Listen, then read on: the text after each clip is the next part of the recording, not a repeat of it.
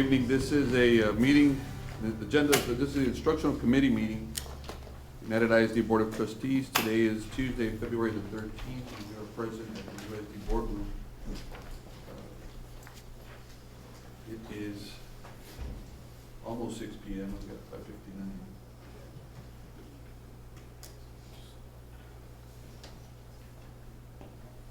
Okay, it's 6 o'clock. We are present at the USD boardroom, 201 Lindenwood.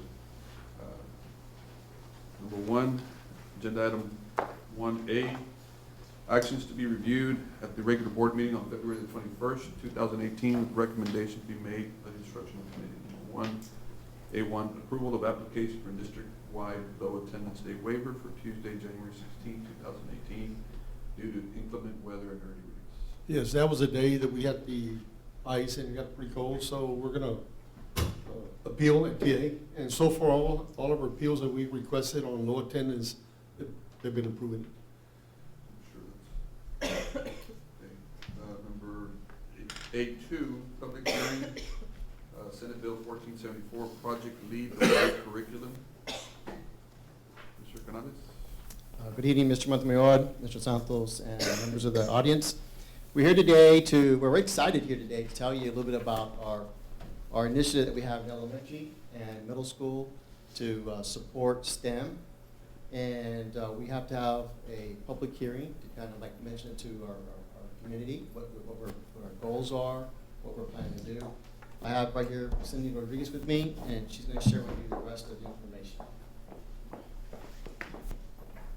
Well, we'll start off with what we're looking at for elementary. This is the proposal for a pilot. We want to pilot first to see and learn from the pilot and see how fast and how vast we want to move ahead.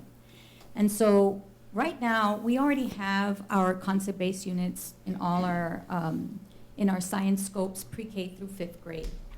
However, after making visits to other districts, our coordinators came back with a lot of information. And then I got the opportunity, together with Mr. Gonzalez, a group of us went over to Round Rock. And we loved what we saw, and we saw that, okay, we can do this even better. And so we want to take baby steps. We want to be very conservative and make sure that the decisions are based on what we learned from this pilot. Look at the data, get feedback from the teachers, get input, and perfect it as we go along. So we're going to start off very conservatively, very small. And so what you see here is 3 years ago when we started off with our concept base, just so you know, we started off with STEM.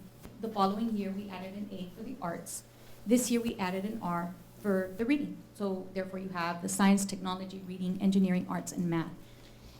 However, our students simulate a lot in the elementary, and what we saw in Round Rock is where rather than working with creating a little car with straws and making it move with a blow dryer and seeing how far it goes, or simulating with cotton balls, and they were working with, okay, I'm gonna see if my coding worked here and if I can make my robot move. And we wanna be at the same level.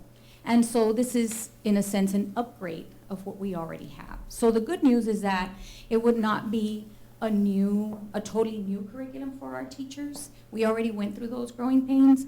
However, it would provide us an opportunity by looking at Project Lead the Way that has a curriculum that already also encompasses the materials, which is what we would want to bring in as well, together with the staff development that comes with it, that we feel would upgrade what we have. And so Freedom Elementary School has been very gracious. I know that I have Ms. De Los Santos here. She's super excited about doing this, and I know that any principal would be very excited. But I know that Ms. De Los Santos was already thinking ahead of doing something like this. It's the perfect place also. We have our technology there. It's a state-of-the-art campus.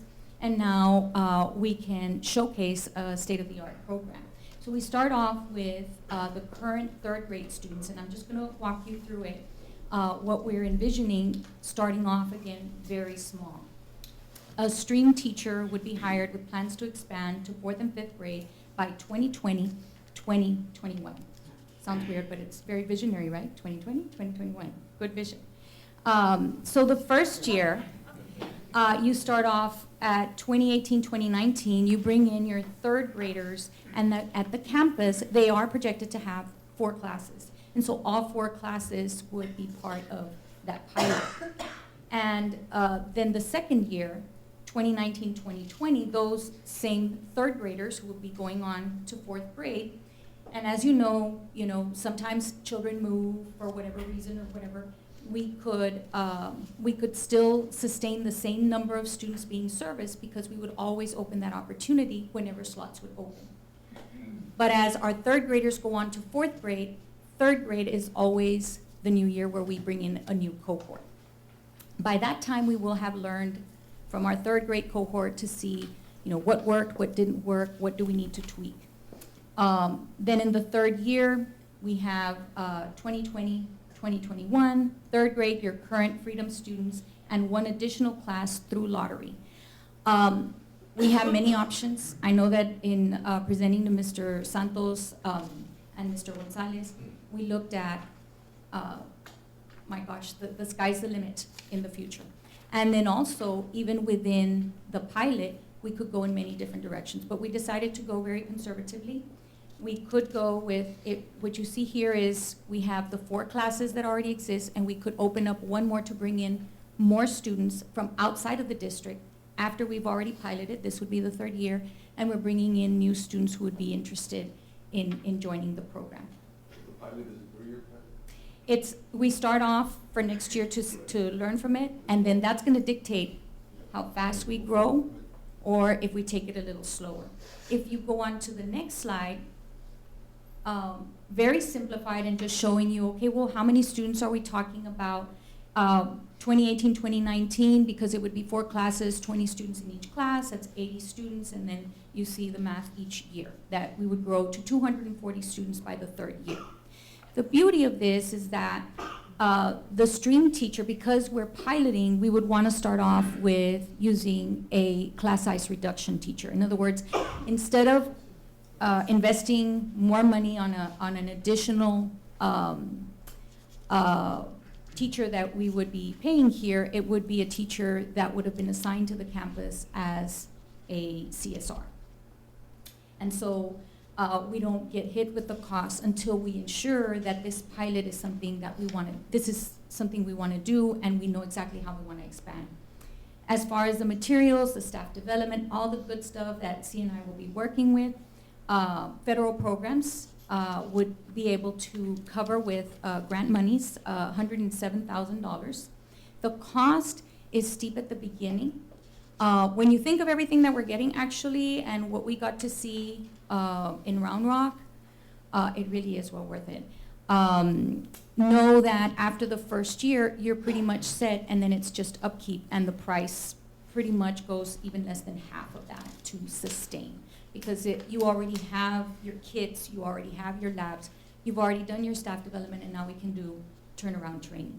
So just to kind of review, you have only 3rd graders would participate in STREAM 2018, 2019, that's next year. The science block each day will be spent with a STREAM teacher in the engineering lab.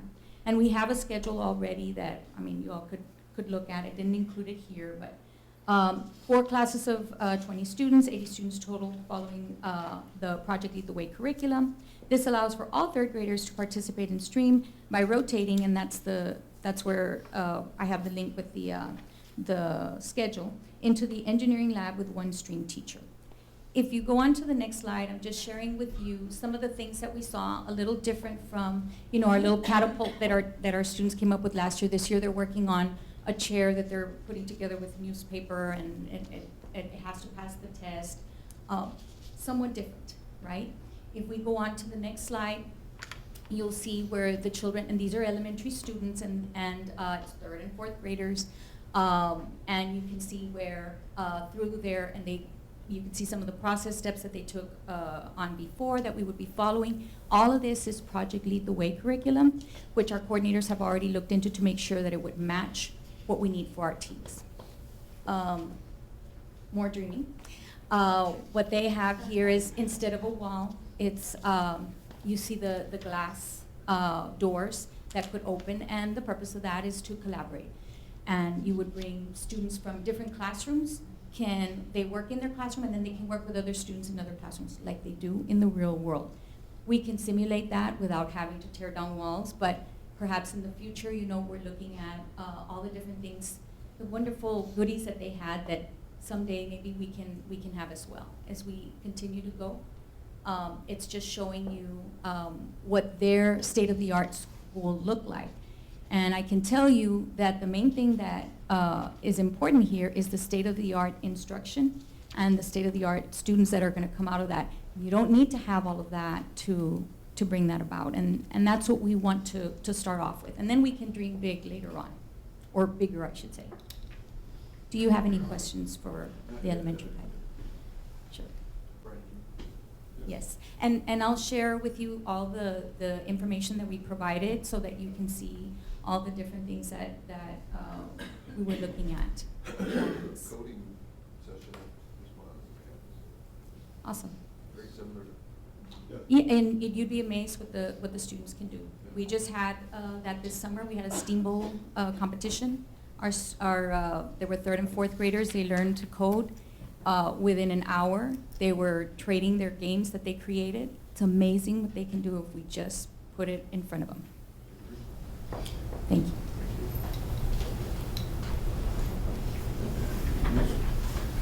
So this is the public hearing? Yes.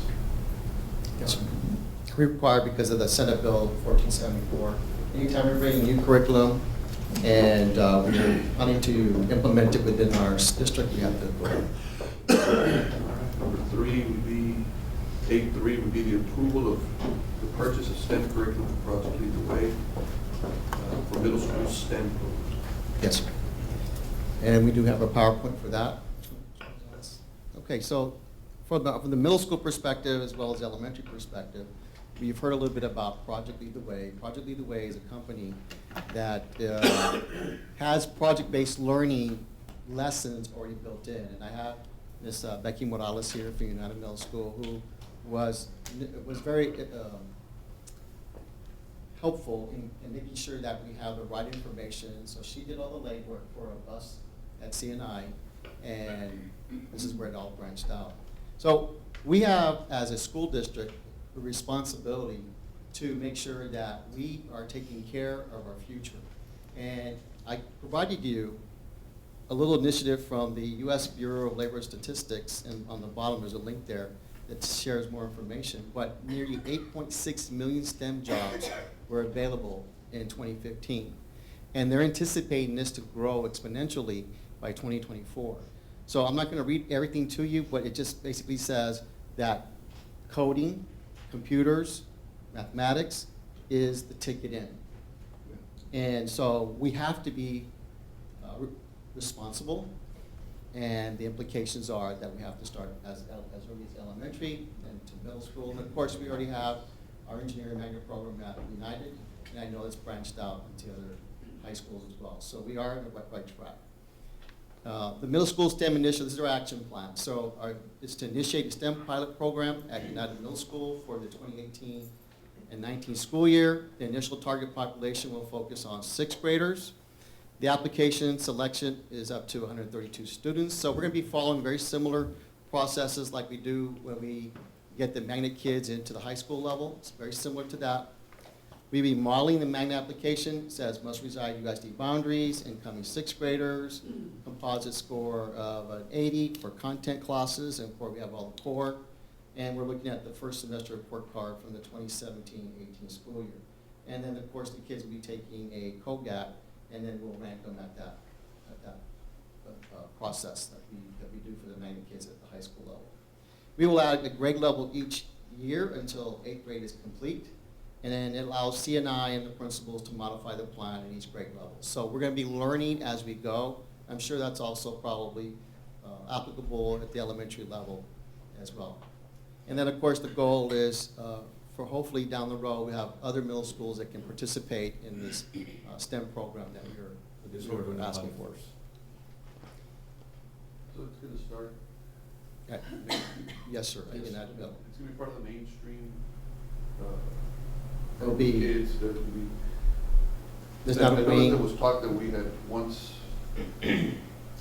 Herrera was ready, that the sixth graders here would be transferred, whether it be Troutman or United Middle would assume. the sixth Eventually, grade. they'll build it, yes, sir. Would that affect this project at all? No, sir. No, it only enhances it. No, No. For the curriculum that we have for the sixth grade year, we should be pretty safe, Yeah. where United Middle can go ahead and Start. the current campus started. And I spoke to Ms. Morales about it, and she said that we can make it work. We're gonna make it work regardless, whatever the outcome is, sir, because it's very important. We can't wait any longer for us to push out a STEM program. So Project Lead the Way, I provided you some information from them. It basically helps our kids follow 21st century skills, which is being collaborative, problem solving, critical thinking, working in teams. And so underneath that, it's all modular based, and depending on what program we choose, on below you'll see design, no, sir, go back up. Design, modeling, automation, robotics, app creators, flight, space, science, technology. These are the modules that Project Lead the Way has for middle school. And so Ms. Morales over here decided that we're going to start off with 2 modules for 6th, then another 2 for 7th, and then we're going to grow to the 8th. And that hopefully will give enough information for our kids to move on. And of course, the cost is determined by which module you choose. So we were looking at starting it, so we looked at the cheapest 2, I guess, for right now, or one of the cheapest 2 to get us going. So go ahead and move up, sir. And so for the 2018-2019 school year, we're looking at design and modeling and flight and space. We're anticipating it to be more or less about $20,000 for the first year. And then the 2019-2020 year, we're looking at medical detective and automation robotics. And then that's about 44. Are those in addition to the design modeling, or those? No, The total. the 20,000 is for the first year. Then the 2019 is the startup for the 7th grade year. And then, of course, the 6th grade will already have the cost. And there is a recurring cost, but it's not anything close to that. Right. So And- it's 2019, 2000, for 2020 would be 64,000, and then 2021, it'll be 67 plus 44 plus. If you're looking at total what we spent from the beginning, that would be a total that we spent. But per year, it's 20 for the first year, 44 for the second year, and then 67 for the third year. It's not accumulation of the 3. if I understand So correctly. as a 6th grader going to 7th grade. Correct. Then we have to start it up, get their materials in, their equipment in, and that's going to cost about $44,000. But the incoming 6th graders. We'll already have the $20,000 Okay. So it's curriculum not- ready not to a go. recurring cost every year. No. Right. There is a small cost, but it's not anything to that amount. And of course, the 8th grade year, by the time you hit 8th grade, you're looking at 67,000. We're going to have app creators, computer science for innovators, and creative lab setting. I have some photos here for you to see. Back to where we are. On the right is the space maker. On the top right, we're going to be getting at as a 6th grade curriculum. And then below, on the very bottom one, that's the modular base that we have that has pathways. We have that usually in most of our magnets where they can go and test out the different modules that interest them. That's why it's more expensive that third year. And of course, Project Lead the Way, and our goal is also to be involved in robotics. And that's something that we're still looking at. We might need to look at other teachers to bring in, and also the robotics competition. So cost is not included for that one yet. What, I guess at the end of the day, what are you hoping that our students are going to take from this? What kind of student are you trying to produce? We're looking for a student who is not just cognitively ready to be able to regurgitate numbers and facts, but someone who can use hands-on information, someone that will already have those experiences, so when they hit their freshman year, their sophomore year, they can tie in and connect the dots between the mathematics, the science, the computer science, and they'll have the bigger concept of how everything works. Because a lot of times when we teach our kids things, it's very linear, and we don't connect how this fits into this other area. Our goal is to get our kids from elementary all the way to middle, where we're going to have a better child moving into his or her curriculum. It's a good problem for us to have. Yes. We're going to have to provide for that continuing education at the high school. Mr. Montgomery, I want to tell you, when I had the magnet program at United, I would always keep in contact with my kids that graduated. And I can tell you that their freshman year of college, for the most part, for many of them, was a walk in the park. They had the CAD down, because they don't have the engineering class yet, but they do have the CAD down. And they said that they basically didn't have to go to class because they already knew it. So they helped other kids. Well, you just asked me, what is the end goal? The end goal is to have our kids so well prepared that they can be competitive. So that way, when they get to the university level, if they choose to go into a STEM career, they'll know what they're doing. I'm glad. When I first got elected in 2010, I mentioned the word technology.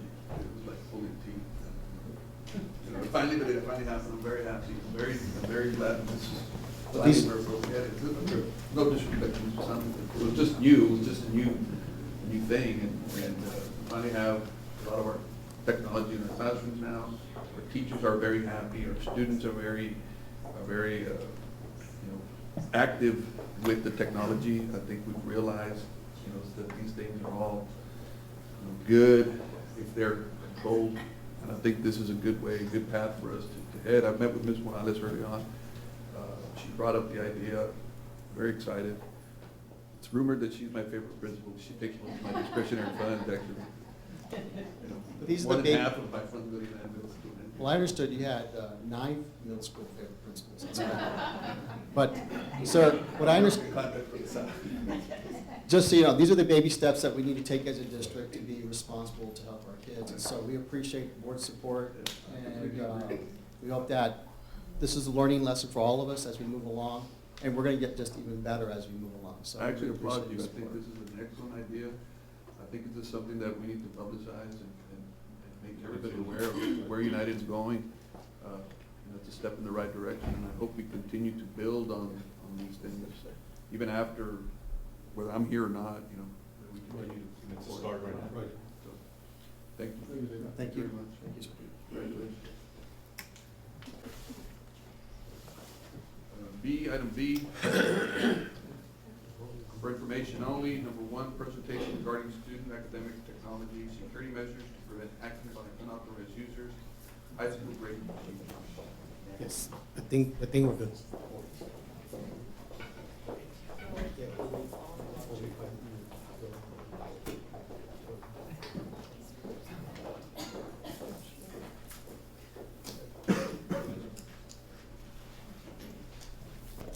Mr. Montemayor, Mr. Santos, members of the audience, I'm here to highlight some of the student academic technology security measures that we have put in place over the years.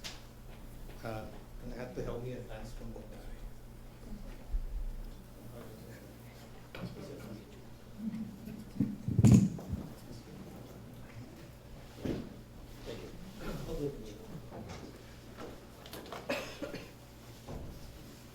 Okay. Yeah, no, fine. Before I start with the technology measures, I wanted to highlight some of the things that we have in policy and documents that pretty much tell the do's and don'ts to our staff and to our employees.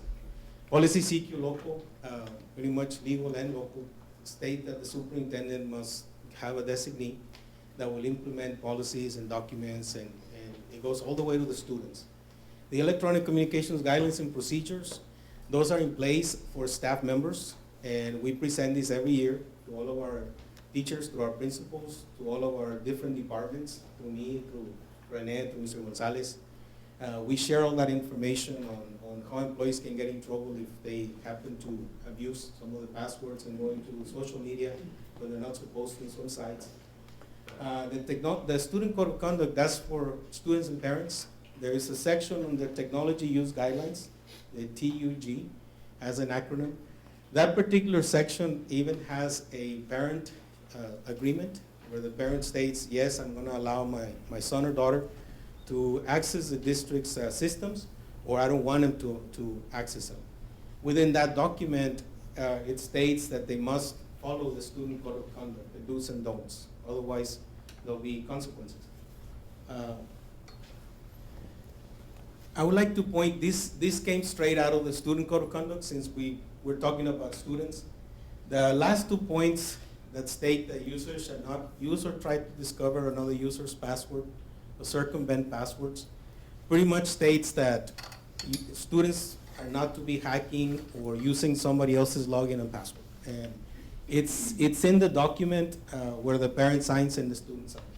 And it also highlights that students will be held accountable for their actions and for the loss of privileges if the technology use guidelines are violated. Thank you, Mr. Gonzalez. When the student or the staff member logs in into the computer, this pop-up screen comes up. This was actually asked by Mr. Santos for us to develop, where the user will acknowledge that they are aware that they're not supposed to be impersonating somebody else or using somebody else's login, somebody else's password, and the consequences to it. If they don't click yes, they cannot continue accessing our network. By clicking yes, they say they will obey the policy CQ local. So that's pretty much, and that goes for students as well. As part of the NERA requirement and as part of the Children Internet Protection Act, the district every year must instruct or educate the students on online safety. So how do you educate 43,000 students in the least time possible, because we don't want to interrupt instruction? We came up with these 6 short videos. They're about 4 or 5 minutes. And we use BrainPop since it's already being purchased through Region 1. And we created these modules: online safety, digital etiquette, information privacy, cyberbullying, social networking, and blogs. This pretty much tells the student to be aware that there's predators out there, that the dangers of the internet, and that they need to be careful of what they post in there. We've been doing this for almost 6 years. Every year, around this time of the year, I'm about to send I talked to the principals this morning about this. I will be sending them the information, and they must sign a roster where the students are present, and we keep that for an audit for up to 7 years. E-rate has expanded their auditing capabilities to 7 years.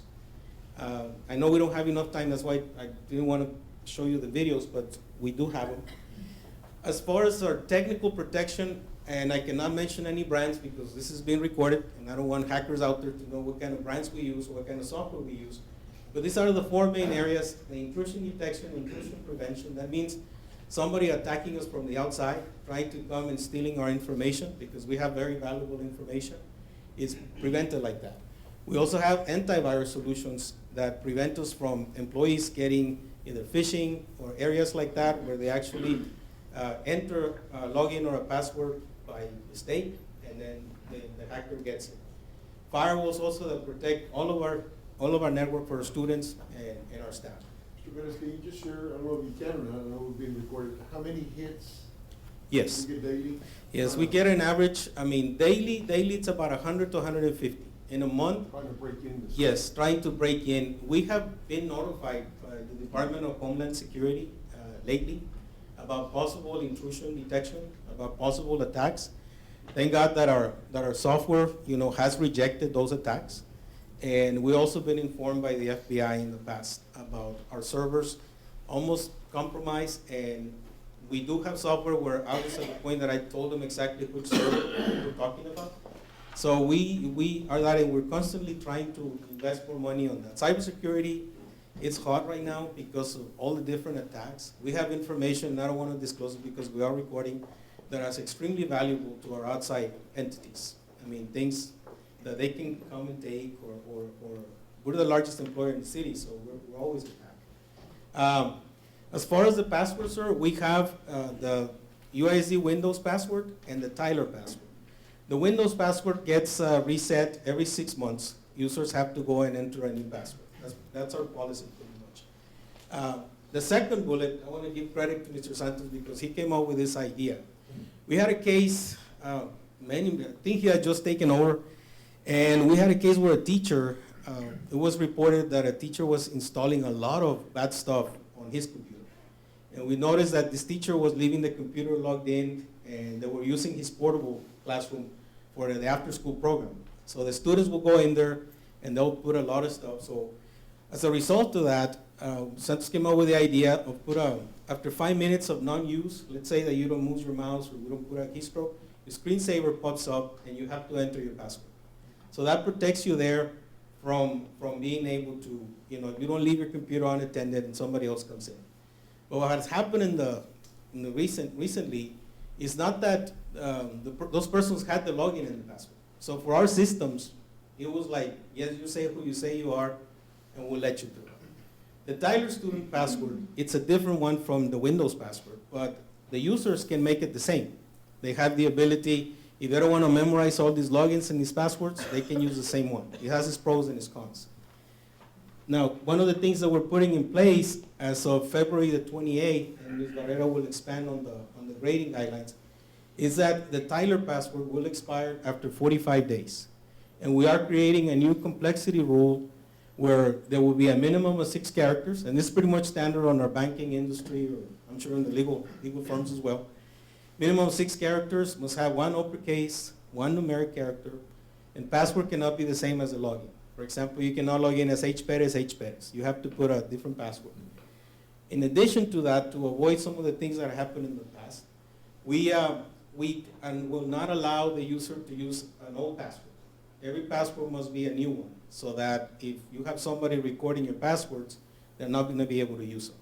And this will expire in 45 days. So on February 28th, we're preparing our systems to begin the countdown so that in 45 days, and I'll be informing the teachers and administrators that this is coming, in 45 days, they're gonna, when they try to log in, they'll be told by the system that the password has expired, and it'll show them the new complexity rules. I want also to show you, sir, a video that we put together, because in the last 2-3 months, one of our students introduced what is called a keylogger, which is a device, it's a pen drive that was installed in one of our computers, and that particular device records every keystroke that is being done on that keyboard. Yes, I know. It's a hardware device.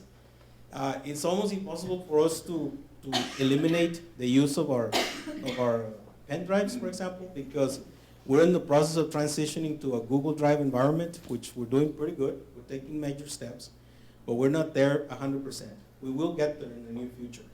But for us to disable the pen drive or the port, it will cause all kinds of problems where the students cannot bring their homework, the teachers cannot take their files.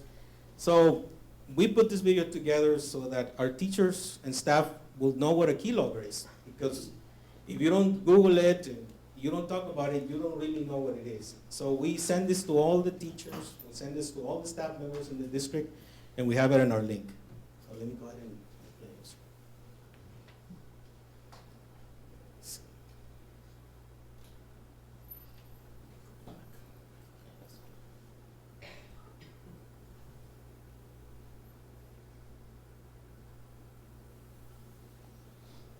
This is launching the presentation. Okay.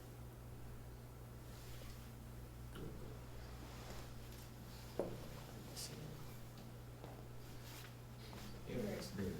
Listo. There you go.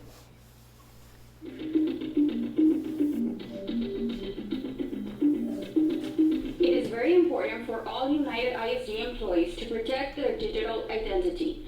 With this in mind, UISD has produced a video to educate our teachers and administrators on what a keylogger device is and how it can be covertly installed in a computer system.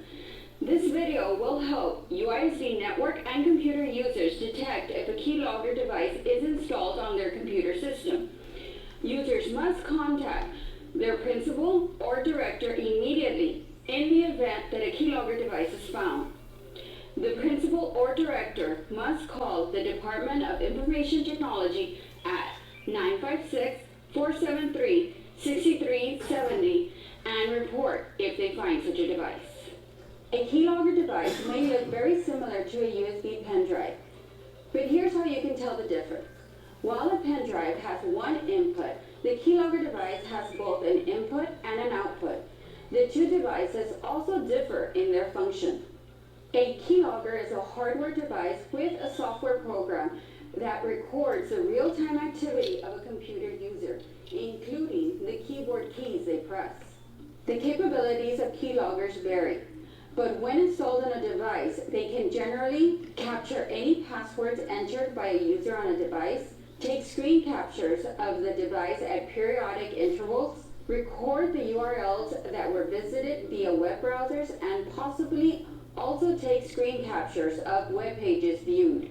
record a list of applications run by users on a device, capture logs on all instant messaging sessions, capture copies of sent emails, automatically send the reports containing stored logs and emails to a remote location. Remember that every UISD computer user is responsible for their login accounts and passwords at all times. It is important to report if you suspect any tampering with your computer.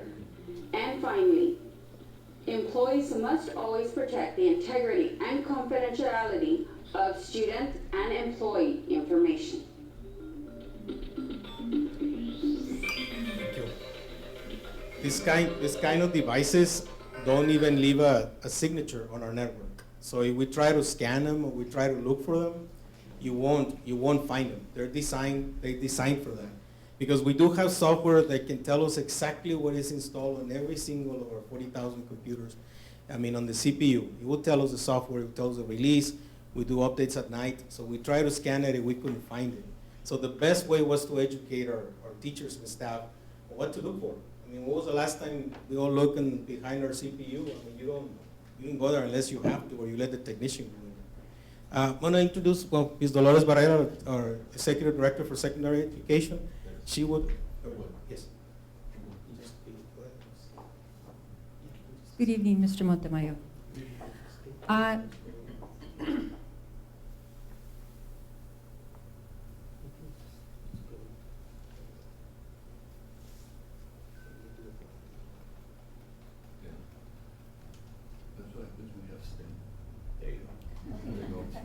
I'd like to share with you the last 5 bullets of the high school grading procedures. And we put this in place just to make sure that if anything was to come in, we were able to detect it right away. So all teachers have to make a copy of the gradebook every 3 weeks and place copies in the gradebook binder for documentation purposes. They are there to place their final exam exemption forms in their gradebook binder also. And every 3 weeks, the department heads, the pathfinders, will check gradebook binder for core area teachers and document findings. Academic coordinators will do the same thing for the elective teachers. Then teachers are to place and all their grade change forms in the gradebook binder also. And then they are to turn the binder in at the end of each semester. We started in November. We had the pathfinders and the academic coordinators do the check. They are to send it to me every 3 weeks. And we picked up our first binder this past semester. It's working well. Already with It's working well. Any questions? Not a few, Mr. Pettis, I think I think the board struggled with this recently, with the whole keylogger situation. I think one board member in particular was pretty concerned with how they breached our system, especially from outside sources, whether it be at home computers logging in or other places that were logging into our computers. And it was rather surprising to hear that, from what I recall, that they never received indication that their system had been breached from an outside source or had been logged into from an outside source. I know now that that is part of our system. I think a lot of times, and I get 40, 50 emails a day, and I may not look at them, but I think it's important that perhaps you might want to mention to the teachers also look at their emails, Sure. especially if they're being to see if they're being logged into somewhere else, because that could also alert them to change their password immediately on the login system.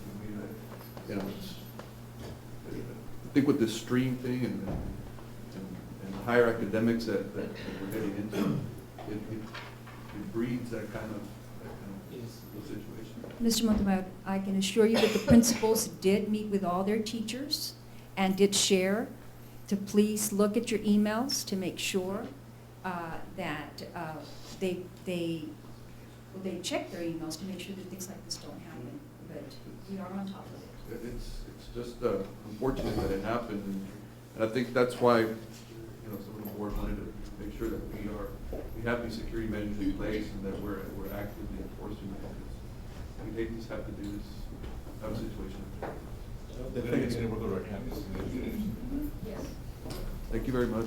Thank you, sir. Informative. Fall 2017 STAR end of course results. Mr. Montemayor, Mr. Santos, members of the audience. As you all know, our high school students took the first round of end course in December. We got our scores last month. These are all preliminary scores, but I want to share with you how we are overall. Our 4 campuses are there. We look at UI as a district, how we've done compared to last year. We look at English 1, we're 6 points ahead. English 2, we pretty much stayed the same. We were up 2 points in Algebra 2 from last year, 1 point up in biology from last year, and 2 points up in U.S. history. In the next slide, same scores. What we did is we put the first time testers and the retesters. The 4 campuses are there. We have our district, we have region scores, and how we did it as a state. We look at our scores. I know that we look at English 1, English 2 as areas of concern, and we look at second administration as well. We're going to continue. We're not satisfied with scores. We look at how we do compared to the region. We're still ahead of the region. We're still ahead of the state in pretty much every single area. We start off with English 1, English 2. We go down to Algebra 1, biology, U.S. history. And again, the comparison is there how we did compared to the region and the state. Any questions, sir? We attribute to our principals, but and obviously the support we get from our board members, Mr. Santos. Thank you. Thank you. Good job. No public comments, sir. Thank you. Can you do any business?